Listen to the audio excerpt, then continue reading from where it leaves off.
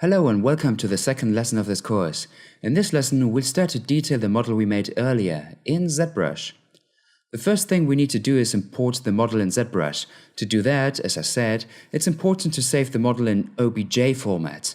Then we just need to import and place our object inside the program. Now, as always, drag the model into the viewport and then activate Edit. You don't need to make Polymesh 3D, as this is already a 3D grid, as we made it directly in a 3D program. Now the first thing we need to do is go to Subtool and divide our model into all of its separate pieces so we can work on them one at a time. To do that, select Split to Parts in the Subtool menu. Let's start with the pages in the book. Find the Page subtool in the Subtool menu and select it. You could also hold down Alt as we click on the piece we want to detail in the viewport. In the menu where all the subtools are, click on the eye of the subtool that we have selected to hide the rest and work easier. Now we'll divide the subtool by deactivating the SMT option that's next to the Divide button. We do this to subdivide the shape without deforming it too much. When we reach level 6 of the subdivision, activate it again to soften it. Select the Weave brush. Press B to access the brushes and look for it by pressing W. Like this we get a kind of wet page look, so apply this to all the areas where the pages are. Repeat this as many times as you need.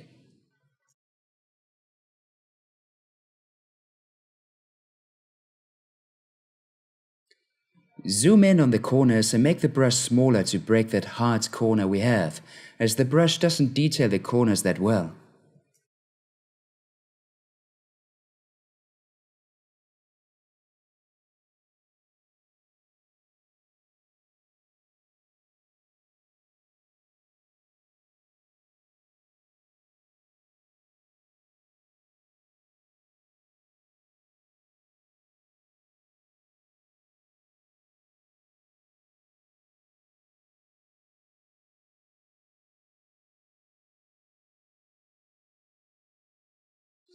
Continue detailing the pages with the weave. You can also use the move to bring some parts out or in and add more detail.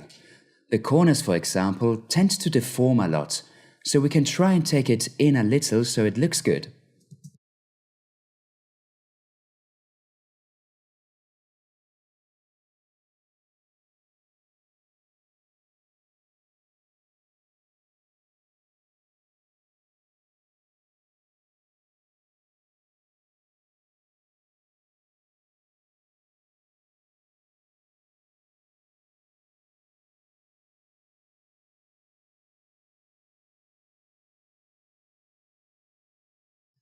Then, with a damp standard, we can create detailed parts that look like pages that are more inwards or outwards and can create a good effect.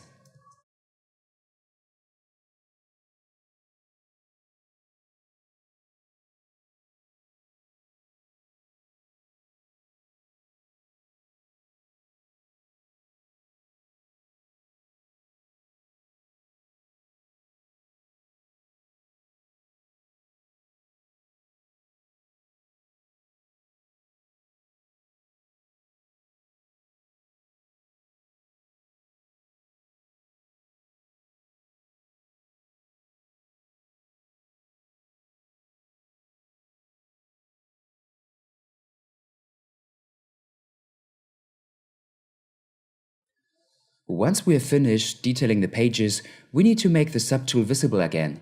This way we can see if when we shape the pages, we might have overlapped some pieces or made any mistakes. We could correct that with the Move tool, for example.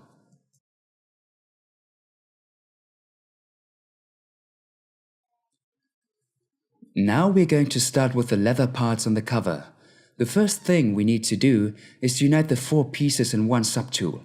To do that, we'll use a tool that's inside the subtool menu called Merge Down.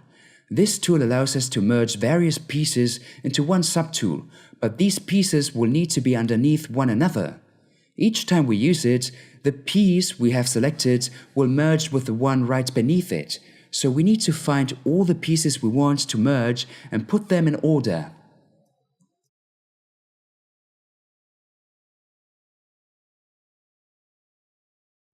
We'll do the same for this piece as we did for the pages. We'll subdivide it until level 6 and then activate SMT again and carry on subdividing until level 8 so the corners aren't too hard.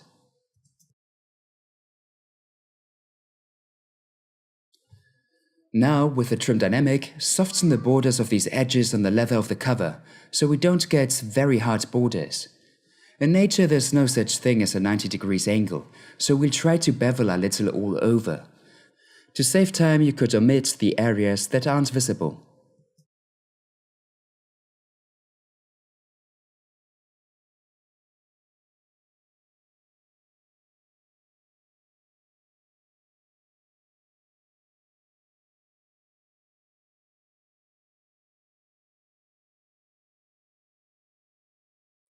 Then with the Move tool we can move and replace the piece so it adjusts to the concept. For instance, the area on the cover. Here we could adjust the semicircles so they are more circular.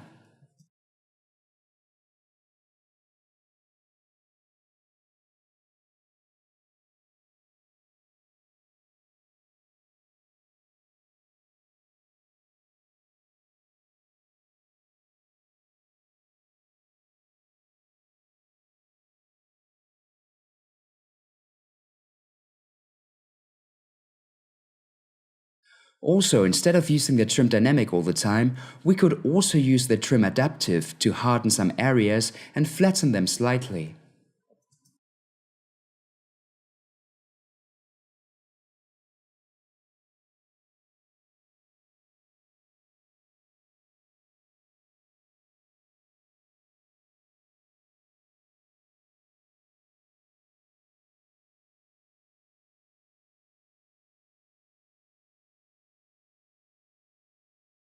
On the other side, we'll use symmetry to speed up the process.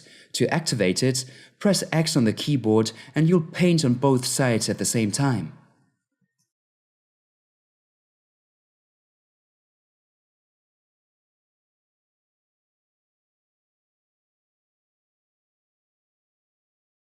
We don't want it to look too straight and clean.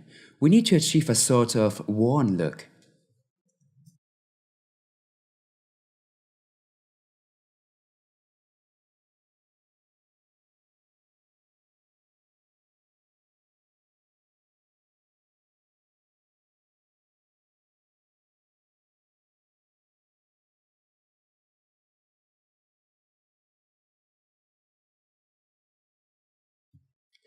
We're going to add some detail to the leather. For that, we'll use the clay tubes and intertwine the strokes to add some detail and volume. Then we just need to soften it so there isn't much noise.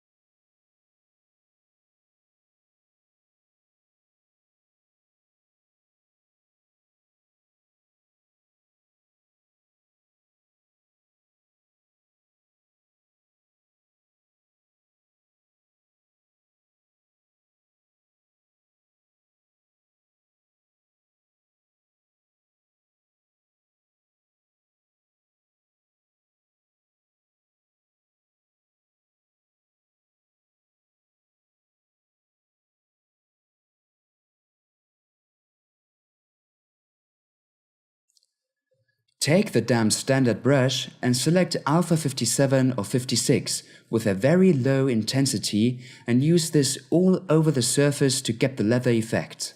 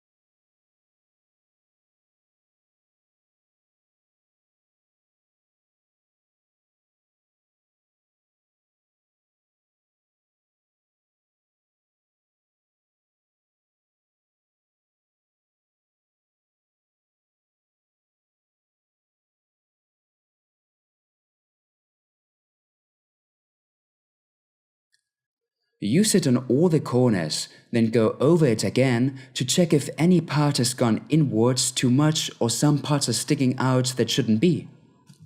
If this is the case, select the Move brush and adjust accordingly.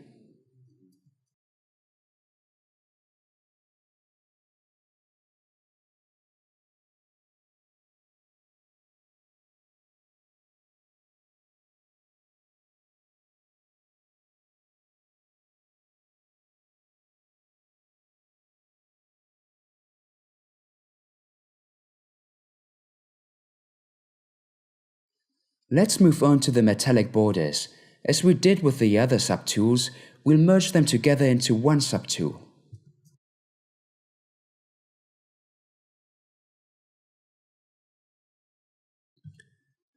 Just like before, subdivide until level 6 with the SMT deactivated and then activate it until level 8.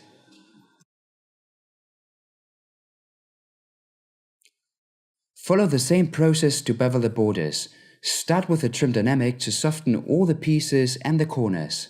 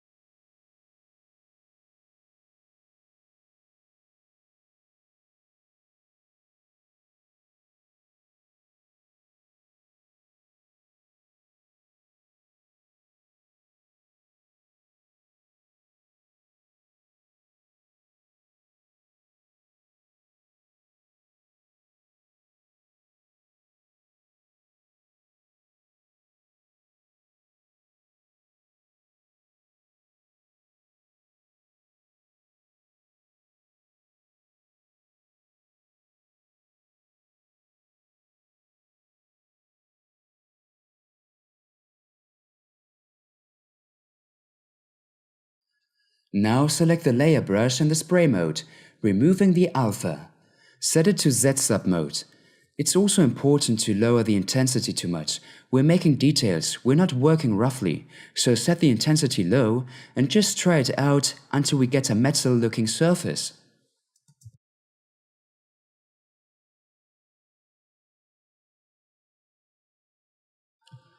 Then we'll adjust everything with the Move tool so it all fits nicely and nothing is overlapping anything else.